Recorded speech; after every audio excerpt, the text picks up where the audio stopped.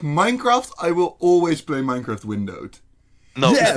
Minecraft There's windowed all something the way. about Minecraft that, like, it Minecraft has windowed all to the keep way. that sort of, like, slightly older feel. The F key is right there. Thank you for tuning in to the It's Okay to Cry Entertainment Podcast, the bi-weekly podcast about games, game design, and popular media. So, the other day, I picked up my Nintendo DS again. And do you know, it has a whole 5 pixels for a fucking screen. Like, you can't see shit on that thing. I remember this, like, being, like, the best thing ever, because it was, like, a handheld console, right? But then you go back, and it's like, the games are still really good. But the graphics... Yeah, but I mean, it's worse than Discord pixelation. Just for context, the Wii is 480 pixels. Like, it's not That's 720. small. 480p, not 480 pixels, but you get what I mean. It's 480p. How is... like, at the time, that was fine. Like, I remember Galaxy looking pretty good. Like, Yeah, playing it same. and being like, wow, this looks Mhm. epic. You know, I remember playing FIFA 10 on the DS, and I thought like, whoa, this is almost like watching a video. Yeah.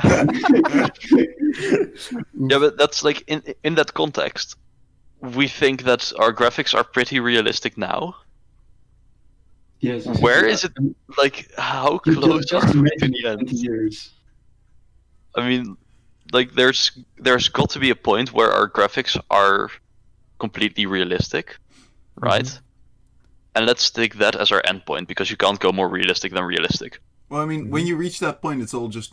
It becomes more about artistic choice than it becomes about Yeah. realism, right? Of course, but Yes, very much. But how far do you guys think we are from being able to make pure, like, photorealistic games? Real time, right? Yeah, okay, right. Yeah, real Okay, time. Yeah, okay, fair enough. realistic. So I think, I would Unreal- say another 10 years. That's gonna take some time. well, Like we're quite far with the whole ray tracing and all, and I mean our computers are pretty powerful by now, but like Mhm. actual photorealistic gameplay, that just, I mean, even high-end rendered videos are like, yes, they are almost photorealistic, but there's always like little places where you can see like, oh wait, this is Yeah. actually digital. Yeah. And so to have it real time, not rendered, that's gonna take some time still. well, yes. That being said, it looks amazing like it is now. Oh yeah, So- absolutely. I think back every time we have this discussion. I think back to the like new with big air quotes Unreal Engine demonstration, Going to the the- one the with the real-time- Icelandic scenery and stuff.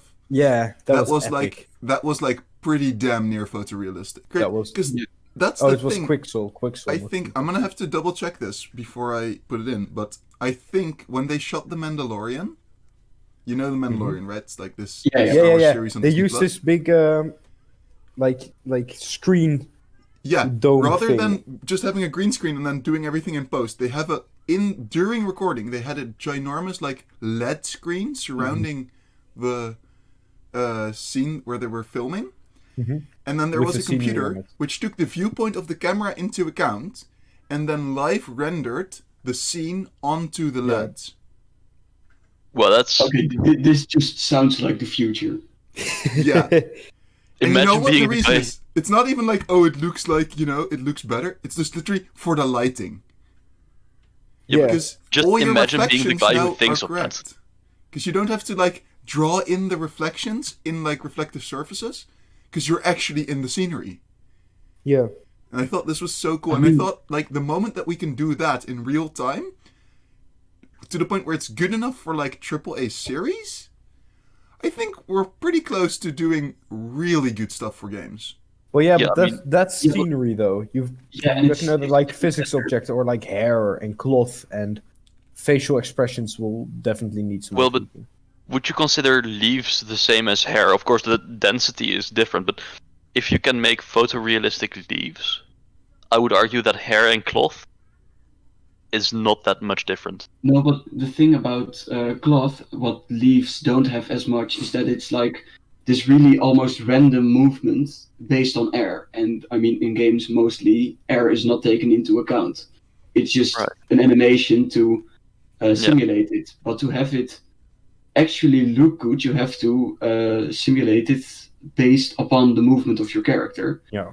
And that is something computers can't really do yet because that's really, really difficult. It's- Well, and Yeah, and- there's like the YouTuber guy, 2 Minute Papers. Yeah. He does a lot of like jelly and liquid simulation stuff. So probably that's also a bit of a improvement point because it looks epic, but it doesn't like you can see that it's fake. Sometimes you're like, wow, this is realistic, but you can also kind of see that it's fake. So that's probably also like liquid simulations and stuff, which needs Yeah. some improvement.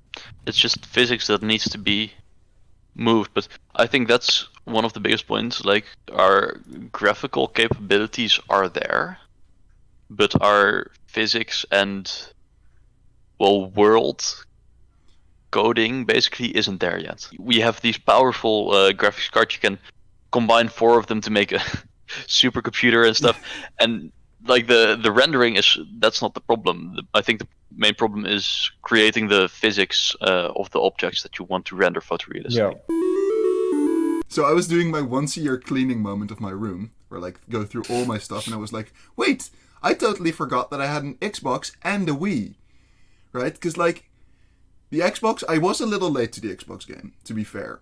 So I really only played a few games on there, and that was great because like that was my introduction to GTA 5.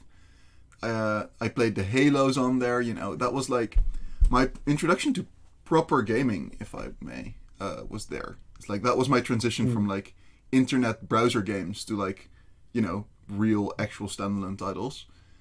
And I don't really touch it anymore. I don't really touch my Xbox anymore.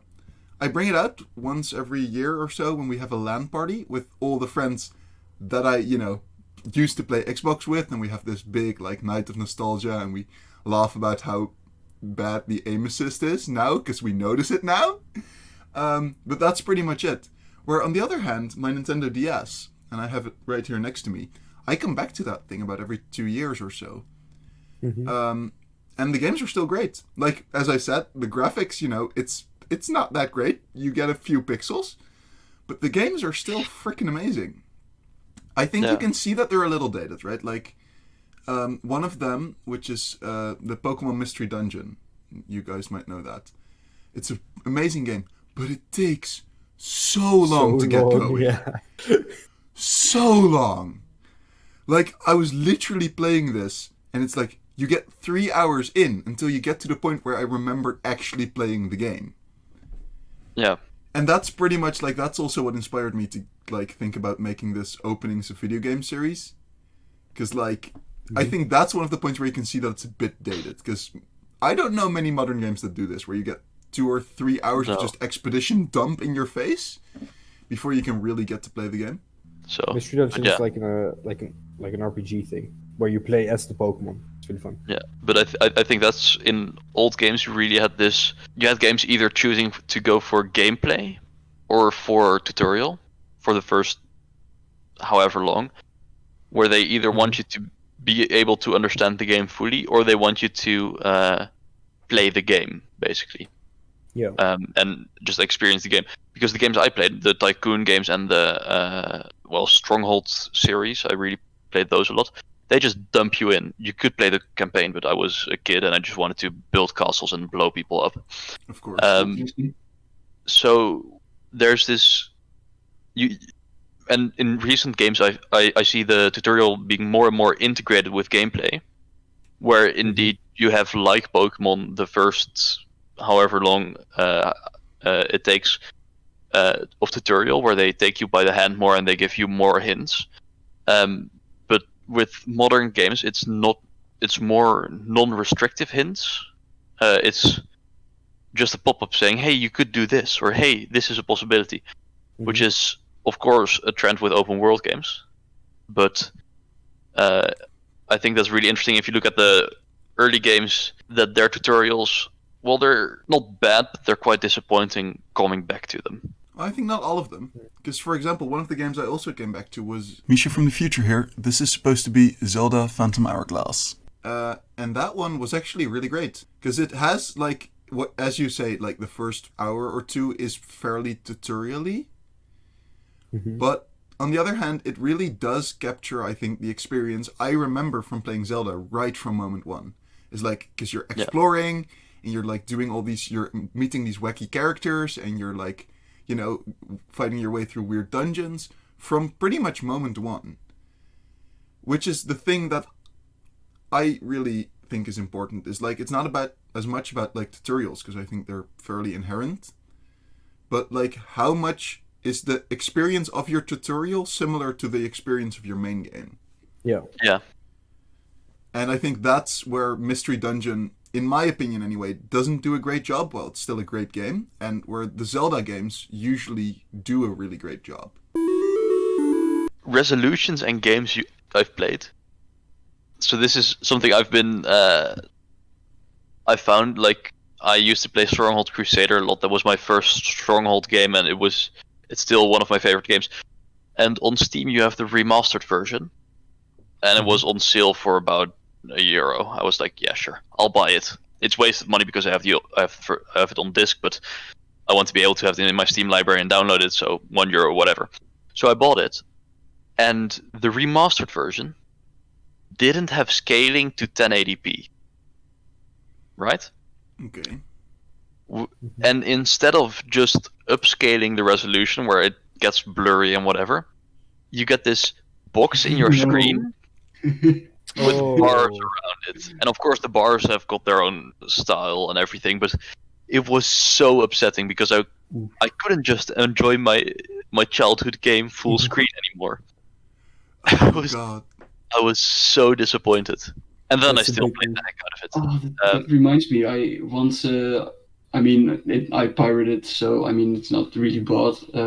Like the original Roller Coaster Tycoon, like a few years ago. So it was already old. I had it on disc, but my computer didn't have a disc driver, so I pirated it. But it didn't match the aspect ratio of my screen, because back then, you know, computers were 4:3 instead of 16:9. Mm-hmm. And so it became like a window. I couldn't get it to go full screen. It became a window, and you know, normally you could move your mouse to the side, and if your mouse hit the side of the screen, your entire camera would move. But that didn't work anymore. I was stuck in one location. That's I have the first Roller Coaster Tycoon on disc, and my old laptop has a disc drive. And it ran in windowed for me as well, and I couldn't seem to get it to full screen. Which it might just be that I apparently am bad at getting things to full screen, but yeah, I don't remember it being not full screen. Yeah, no, Yeah, no, it's- same. I have it on disc, and I'm and fairly it is full sure. screen for me. Yeah, so. exactly. I know I've played it in full screen. Okay, I'm just bad at this, apparently. Okay. So, but yeah. this is an interesting side tangent, because we haven't actually talked about this ever.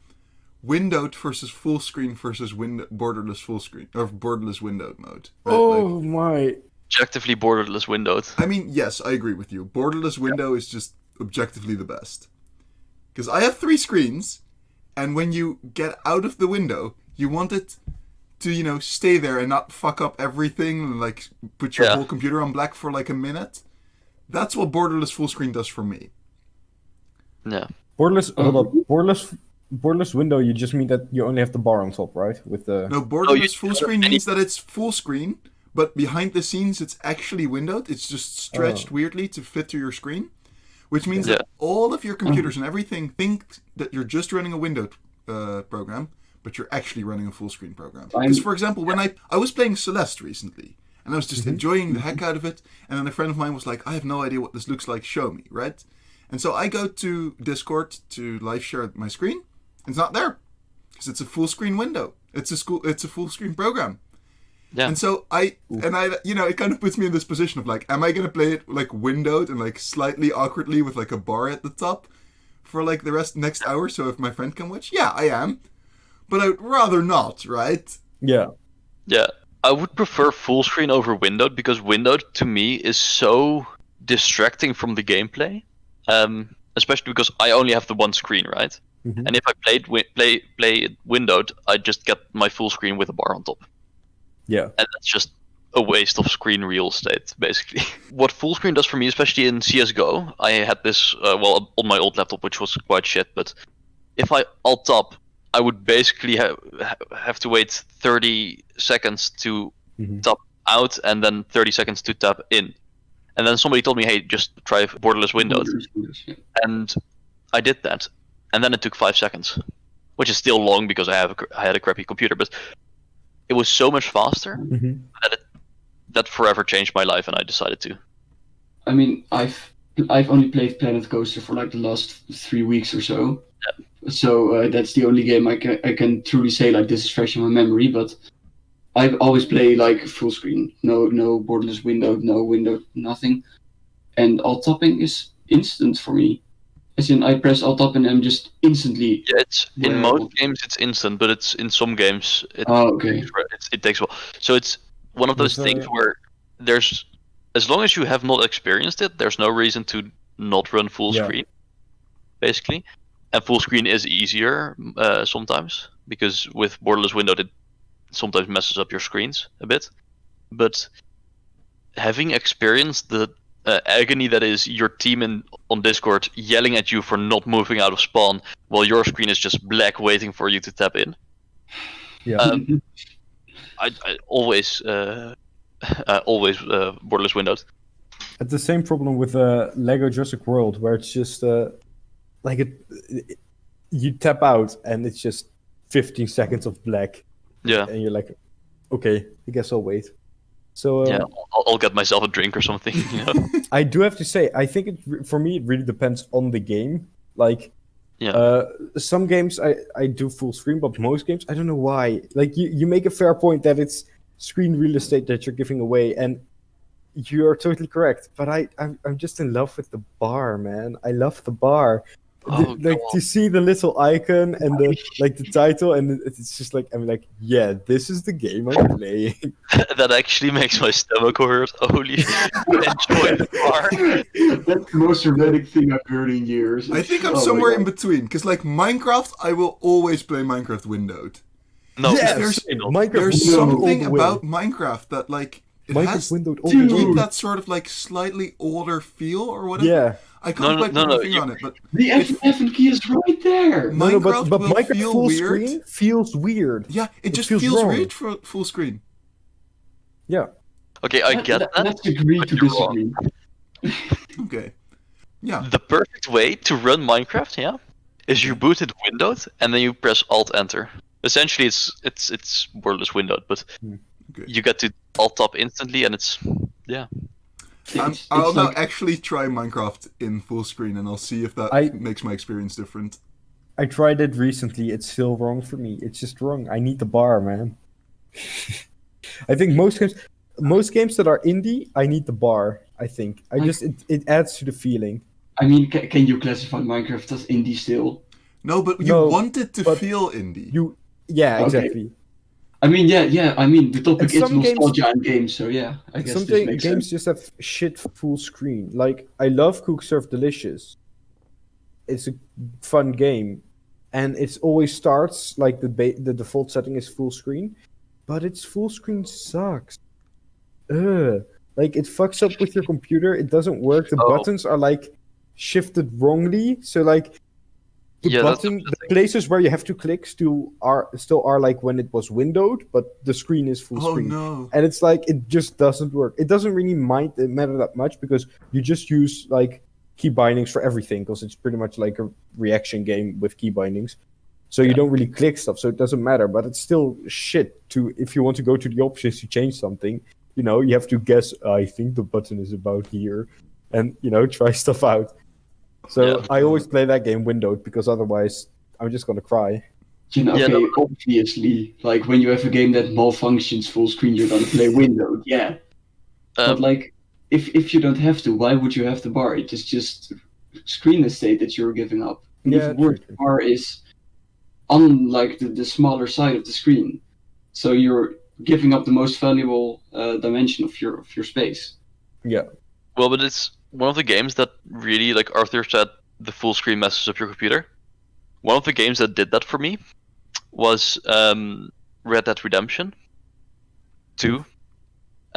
Because apparently it has difficulty if you have two screens of different dimensions, right? Yeah. So I've got my laptop screen, which is 1080p, and I've got my second monitor, which is 720p, right? Okay. It does not like that, because if I put if I put it full screen on my main screen, basically, right? Whenever it boots, it automatically changes my different monitor to have the same settings so that it can stretch itself across both monitors. Oh no! Ooh. Which That's is not something you want. it's That's not great. It's pretty sick if you want it. You know, you can have like 2 monitors. No, because my No. my second monitor will just shut down if you try to give it 1080p. It'll just say, I don't recognize this. Go away. It's of course a bit my fault because I have this dongle where it goes from HDMI to VGA. Yeah. But every time I boot Red Dead Redemption 2, I have to unplug my second monitor, boot it, and then plug it in again. Because then it's fine, right? Then it just says, okay, I'm on this screen, whatever. And then I can use my second screen for whatever I want. It's so upsetting. You know, I remember when Batman Arkham Knight is like a famously bad port for PC. And so, I mean, obviously it would from time to time crash. And there was this one mission where it kept crashing in the same point, which made that mission almost impossible. It was so hard to get past it because I couldn't use the fence for some reason. If I went into the fence to sneak up on the enemies, it crashes. So I had to like completely fight my way through like 100 or so bad guys. Oof. But every time it crashed, okay, and here that's kind of the thing I was going on about. Every time it crashed, I had one monitor at the time. I couldn't alt tab anymore. If I press Ctrl Alt Delete, Task Manager appeared behind the game. No. But you can do that, because if a game freezes and you can alt tab and see the screens you can switch to, right? Mhm. You can open Task Manager, use alt tab and look at the small screen to look at the row of games, row of applications, right? And then you can use the arrow keys to navigate down to the application and press delete. Yeah. I feel like you've experienced this pain before, Lumen. But yeah, that was the story of how I had to, every time the game crashed, which is famous for always crashing, I had to restart my entire PC. This was before the time that SSD were mainstreams, and I was on a small budget. I did not have an SSD. My PC would like easily take a minute and a half to start up, and then Ooh. the game had to boot from a hard drive, which also took a lot of time. My youth was painful. Talk about I'm breaking just kidding. immersion. Holy shit. Speaking of youth and painful computers, my first laptop, right? Mhm. Have a guess how big the hard drive was. 100 250 megabytes. Well, right, that's a bit low. Oh. 2.4 gigabytes. Ooh. I had 2.4 gigabytes to play with, which was That's What? not that many. right. So I Wait, tried hold on. upgrading it to Windows 10, and Windows 10 was just like, nah. Windows 10 No. doesn't fit on 2.4 gigs, does it? Windows No, 10 it doesn't. needs 10 gigs. Oh, Uh, the boot drive. Bro, you couldn't Yeah. even play half of The Sims 3 because it's like 6.1 gigabytes. Yeah. I think you It could would- Damn. just fit Celeste on there, but you wouldn't have space for your operating system. Yeah. Or your files. It's one of those things where if you look back, how could I ever have played on that? And then Yeah, but like, I played Roller Coaster Tycoon on that. I played, all those Yeah, games. but Roller Coaster Tycoon is highly optimized. like It's not programmed highly, in like, assembly. it's programmed in assembly. Oh my god, like that game. Oh my god, I can't even imagine what Chris Imagine Sawyer programming had in to go fucking through assembly, bro. programming that Well, thing. Like, that's one of those things where we have to appreciate the generations before us. We're this is really going off track, but whatever.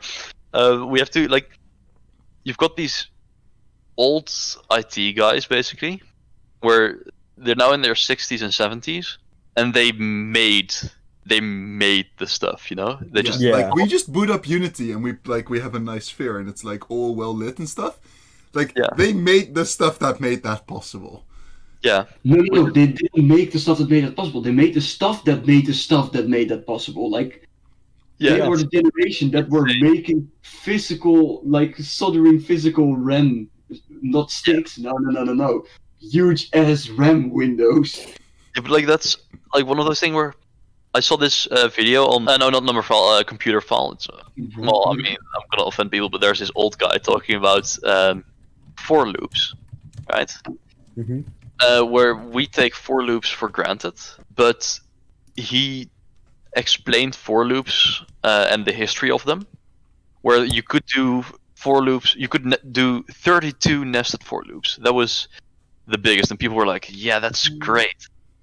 And then people were like, "Oh well, 32. That's kind of limited to do engineering and math. Let's make it 256." And like, just imagine going through that and having to think of, well, I think this 32 should be there should be more than enough. Yeah, like what would you possibly need 32 nested for loops for? And just having to wrap your mind around this entirely new thing and trying to have interdisciplinary reasoning on how much programming space you need, and because it's not just computer science they were working for. Because nowadays stuff for computer science, it usually stays within computer science, right? Back then, computer science was basically trying to make math, engineering, and physics easier, and having to understand, well, one of those things to really specialize in, but having to understand what the other fields need in order to create a language for them. That's, I mean, that's just insane. Amazing. It's the same thing I remember when I got my first, like when I first heard about 2 terabyte drives. Like this was something, like when I was younger, this was something like data centers, right? Data centers had a few terabyte drives, maybe. And then at some point I got my first 2 terabyte drive in my computer and I was like, 2 terabytes? Whoever needs 2 terabytes? I'm gonna have this hard drive for the rest of my life. Well, guess what? Right now, my computer has 2 terabyte drives in it, and they're both full. Like, okay, I think you're a digital hoarder. You're a hoarder. I'm using like 500 gigs at the moment. No, but I think that's the other side of that coin. Of like, yes, abso-fucking-lutely. Like, these people built the foundations that we work on, and we should. I think they deserve more respect, and especially more like explicit respect, because it's like. You know, we say, oh, it's so cool that they made this, but like, we hardly take the time to pay attention to what the challenges they were actually facing. But then also, as always, old generations and new generations have different problems that seem like luxury problems to old generations, but that are real problems. Like, our games are ginormous now. And like, we have these huge drives, but our games are also way bigger. And like, our graphics are like really nice, but also everything's huge. And like, you know, obviously we have it, I think we have it in terms of storage space anyway, we have it much easier than like any generation in history, probably. Yeah.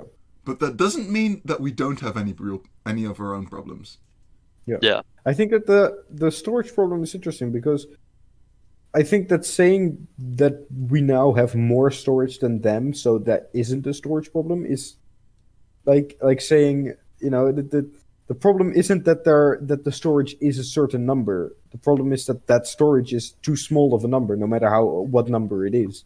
You know, so a storage problem is always a storage problem, even if you have 500 terabytes of storage. If you need 501 terabyte of storage, you're gonna have a storage problem. That is true. Yeah, but it's just one of those things where, you know, hold up, what was it? I think it's with phones as well, because I remember getting like my 16 gig phone. I think like my third or second smartphone ever had like 16 gigs, and I was like, dude, I can start my recording and I can leave it on for the rest of my life and it won't fill up, right? And now I'm over here with my 64 gigabyte phone and I'm like, well, I downloaded all my Spotify songs and I have like 3 apps and I have like a few pictures and it's full, right? Oh wow, you actually fill. Oh wait, no. I absolutely filled my 64 gigabyte. Yeah, right. I forgot. I have 128 gigs. But as we established, I am quite a digital hoarder. You know, I remember indeed, like my very first device that I bought myself. You know, I got my Nintendo DS. I got from my parents, And then about a year later, in 2011, I bought an iPod Touch, 4th generation. And it was the lowest capacity option, 8 gigabytes, and it was plenty. I had like Minecraft Pocket Edition, I had Subway Surfers, I had Clash of Clans, you know, all the good stuff. And hours of music too, like hours of music. And indeed now, like, I actually downgraded from phone to phone in terms of storage. I went from 128 to 64 gigabytes because I just had like almost 100 apps and I used 5. But yeah, no, it's pretty damn insane how far we've gotten in 9 years, something like that. Yeah. Mm-hmm. Yeah. I mean, it helps. Like, I have 64 gigabytes now, which I could easily fill up if it weren't for like the Google Photos service that lets you store your photos for free. So yeah. Oh yeah. Okay. You should never say Google when your phone is next to you because then the Google Assistant will trigger. Yeah. Especially the old, well, not necessarily Nokia's, but like old phones, they were indestructible, dude. Like legit. I got my first phone and it was this it was a Nokia, but it was a bit thinner and it was a bit more fragile than this other phone. Well, my first phone was one my mom had, and then my mom said, well, I kind of want to have that one as a backup, and then you can have a new one. And it was more fragile, right? Yeah. So I dropped it a bunch accidentally, and then I dropped it a bunch on purpose to demonstrate how strong it was, because, well, you know, I mean, it doesn't break. Because you didn't have the glass, right? But then, this one time, this friend of mine, I was like tossing it about a bit, and then this friend of mine was like, dude, do you think it's even destructible? I was like, yeah, look, I can throw it as high as I can and it doesn't break. He could really throw quite well. So he said, hey, can I try? So he threw it higher than a 2-story building. And it just shattered, right? It just completely shattered. So I did the reasonable thing I think I was 12 years old at the time, any 12-year-old would do. And I put it back together and it didn't start. So I was like, oh no. So I went home and I put it on the charger. Because, you know, I mean, just sometimes it needs a little bit of juice. And it didn't start. So then I had to go to my parents and tell them I had destroyed my indestructible phone. But yeah, I got my new phone, but my last phone before this one was pretty, like, I know it broke, that's why I had to buy a new phone, but it was pretty indestructible. Like, yeah, okay, fair enough. I dropped it like 3-4 times down the stairs, and it was fine. No cracks in the screen, nothing. Yeah. Once I was out with some friends, I dropped it on the street, and a bike ran over it. It still worked, but the screen was cracked. So that's that. But I got the screen repaired, and it's worked fine. It rattled, which was interesting, but it worked fine, and it worked for like through 4 or 5 years of full-on abuse. I dropped it more times than I think I dropped like my old first phone that was also this indestructible brick. And I'm pretty happy on how long he survived. I mean, he did well. It's actually it's very, very weird. Like, there is this, everybody always says, like, in the good old days things were indestructible. And yes, the Nokia 3310, I mean, you could throw that out of a helicopter. Literally, there are multiple videos online that do exactly that, and it survives everything. But like, if I play on my Nintendo DS now, it creaks and cracks, and like it's a horrible experience. And my very first phone that I bought myself, like not my iPod Touch, that thing works fine, but the very first phone I bought after that, it had cracks in the display from literally being in my bag. I never dropped it because I was super careful because I paid with my own money. But like, it was in the bag, I took it out and suddenly, hey, there's a crack in the screen. And now, like, my previous phone, I've had it for 2 years, dropped it on like the bathroom tiles and nothing. There's no cracking, no cracks ever in the display. Like, I think we're getting there again. Yeah, not only are we getting there again, but like, people are just not appreciating enough how far we've come. Yeah, true. Because you still hear people complaining about how easy phones break, and like, it's true. If you drop your phone on like the side, Yeah, like Yeah. one of the corners. It's GG. That's Yeah, just on GG. the street or like on little stones. yeah. Yeah, That wrecks it. but like But yeah, like most falls, it can handle pretty well now. yeah. Especially if you have Because a I cover. think, yeah, if you have cases and covers, it will be alright. Because while we were on the topic of nostalgia and Minecraft, something I am very interested about to hear your opinions about is when they overhauled the default texture pack. Exactly. Because Minecraft, for the record, Minecraft has these things called texture packs where you can get like it's almost like skins for every block. Yeah. And like Minecraft blocks used to look a certain way for like forever, and then at some point they figured, hey, wait, this actually doesn't look too modern. We're gonna overhaul it. But to appeal to the more long-time players, they left in the opportunity to like give priority to the old texture pack, so you could have all the old textures. Actually, But by default, they it have would be. overhauled it twice, at least. They have overhauled it at least twice. I believe in 1.6 or so they overhauled the textures also. Well, I mean, yeah. So there's like the old textures that were like really like dark. Like the 29 textures. Yeah, Those were yeah. really- Those were like really dark relatively, and then there was like the mid phase, which to me is like the way it's supposed to look still to this day. And then there's like the new, which looks really good. And when this initially hit, I was like, no, it looks too perfect. It isn't Minecraft anymore, you know? Like, it looks good, don't get me wrong. And then over time, a friend told me, wait, okay, so you're literally being that conservative, like, grandpa that you hate. And I realized that I was. And I switched to the new texture pack. And I realized that it was actually really pretty. And now I play with the new texture pack. But I'm really interested to hear you guys' opinions on that. I heard that they were gonna overhaul it, from my friends who were like, "Oh, it's gonna get overhauled," and I was like, "Oh no, that's gonna ruin it, no!" And then when the update came, I didn't notice it at first. I didn't notice the update was there. I was just playing Minecraft and I was like, "Yeah, sure." And then it was like, "Wait, hold up, this looks different. This looks good." And I was like, "Okay, sure. I guess it's just my imagination." And then I looked online and I was like, "Oh wait, that update already happened. Oh wait." And then I was like, "Okay, so apparently I don't mind at all. I don't even fucking notice." So Yeah, the way I No play deal. Minecraft is with big breaks in between.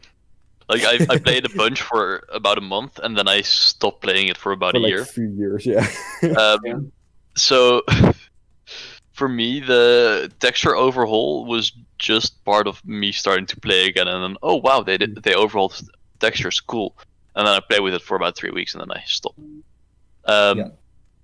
So that's for me. I don't really have a problem with that, but I understand that overhauling textures, for example, for League of Legends, right?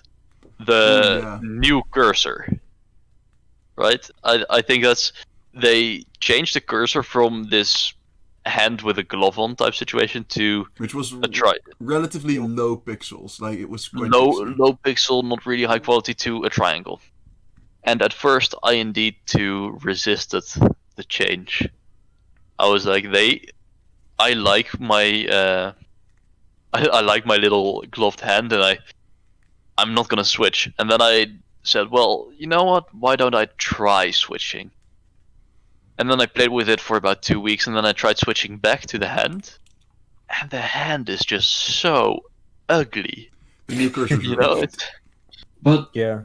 actually, like texture overhauls and things like that is a really interesting point in terms of nostalgia. Yeah. As in, like, Remakes and stuff. there was in I don't know if you watch Hermitcraft. It's like a series of a few YouTubers, like 15 or so, playing on a single survival world together. Mumbo And Jumbo. Mumbo Jumbo boy. Let's go. But they do all sorts of funny things in their role playing a lot. And in the previous season, there was like 1 or 2 episodes in which a few of them went into a time machine and went back to Minecraft version 1.0. And it was so nostalgic seeing that. As someone who has played like Minecraft Pocket Edition Lite, who had those textures and like the crappy lighting, and you know, like maybe few of you will get like a nostalgia wave when I say that, but remember when when it got dark in the very early versions, there would be waves of darkness flowing across the land. Like Yeah. those kind of things. It's still the same game. It only got updates. Mhm. But for some reason, that game is so nostalgic. Even Yeah. though it still exists, is being maintained, and I still play it. Okay, so So- through the power of editing, we can now Yeah. do our closer. Yeah. Right. So I've got 3 things, which are butter, ice cream cheeseburger, and bubblegum. Butter, ice cream, and cheeseburger. No, butter, ice cream cheeseburger, As and in, the bubblegum. ice cream cheeseburger is one thing. It's one thing. Is it a cheeseburger with ice cream on it, or is it ice cream with cheeseburger flavor? Ooh, Or That is is the question. Or is I it was an ice thinking the burger first bun one, with but a the second one hamburger? makes more sense, I think. Yeah, I think that. It depends on what the constraints are for my 3 words. I think I know where this is going, but I'm not sure. Okay, I'm gonna go gummy bears, jelly beans, and milkshakes. Right. All right, I am gonna go Gouda cheese. Okay, rotten milk, and what should be the last one? What should be the last one? Milkshakes. Yeah, I feel like milkshakes as well. I'm gonna go for sour candy, spicy tuna, and extra virgin olive oil. All right. This was stuff they've deep fried in America, or if they haven't, they probably should. We've been the Educated Cry Entertainment team. Thank you for watching. Goodbye! Goodbye.